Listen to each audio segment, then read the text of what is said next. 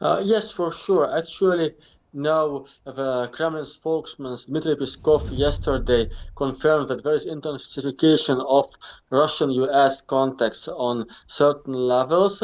So this reflects that the new American administration is concerned to end this Russian-Ukrainian conflict. And in case if Trump succeeds in this mission, this will be a historical move, and he might be even no might be a candidate for Nobel Peace Prize in case if he succeeds in this mission. But on the other hand, we know that there is an American deep state which is quite anti-Russian. So we are not sure that Trump will be able to impose his vision upon the internal American parties before Russia and Ukraine. So that's why, although there is intensification of contacts, we cannot be confirmed or be sure that the conflict will end soon. Regarding President Zelensky's readiness for direct talks with Putin, what implications does this have on the potential for peace talks?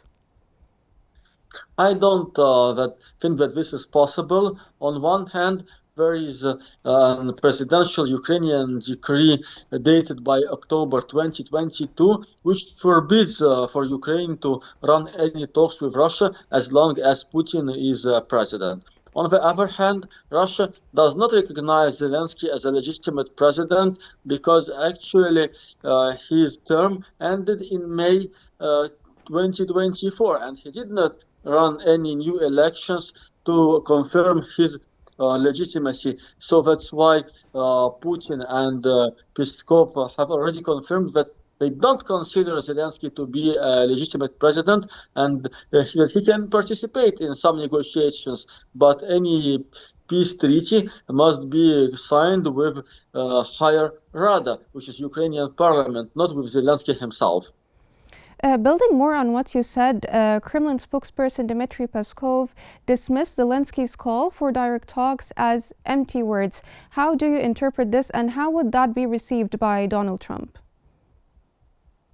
Well, actually, I think that Trump has no illusions about Zelensky, and so he knows that this was Biden's support that helped Zelensky to stay in power all this time.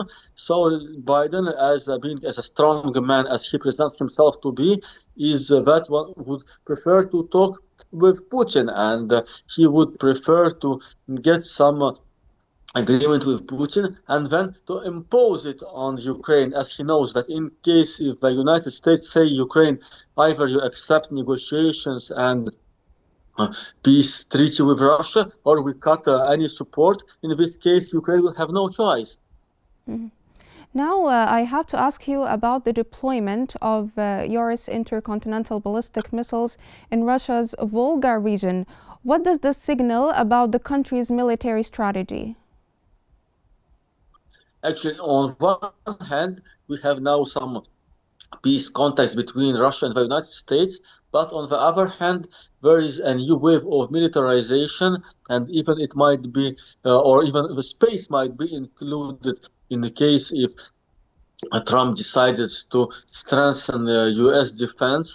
So in this case, Russia has no choice but to reply, but some arm races from its side. So I think it's quite natural in the current situation that we have some peace contacts on one hand and we have more militarization on the strategic level on the other hand, as each party wishes to be in a strong position during the talks. Now, looking ahead, how might Russia's maneuvers with Yaris missile launchers affect the ongoing conflict in Ukraine? I don't think that there is any influence, because when we talk about missile races between Russia and the United States, we talk mainly about strategic weapons. And strategic weapons are not arms to be used in a local conflict, but they are rather a measure that is used by any superpower to guarantee its interests on the global level. But in the local conflicts, the crucial role is for tactical weapons, not strategic ones.